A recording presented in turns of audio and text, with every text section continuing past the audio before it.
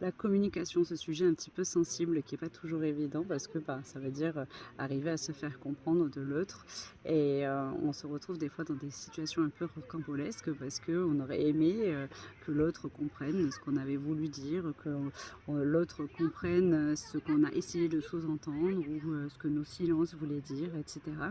Et ce que je veux dire aujourd'hui, ce dont je veux parler particulièrement, c'est vraiment de la communication à soi. Parce qu'avant d'attendre de l'autre d'être compris, eh bien, est-ce qu'on a pris le temps de savoir, nous, comment est-ce qu'on fonctionnait?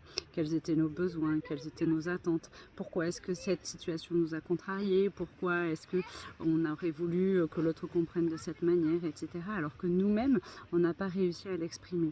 Ce que je veux dire dans cette vidéo, c'est vraiment que la communication avec soi, c'est la première à travailler avant d'espérer de se faire comprendre à l'autre. Parce que tant que je n'aurai pas compris quels sont mes besoins, quelles sont mes envies, quelles sont mes attentes, qui je suis exactement et de quelle manière je peux le faire, eh bien, je vais me retrouver coincée à essayer de le faire comprendre à l'autre qui se retrouvera face à un langage qu'il ne connaît pas parce que nous-mêmes, on n'a pas été capable de le clarifier.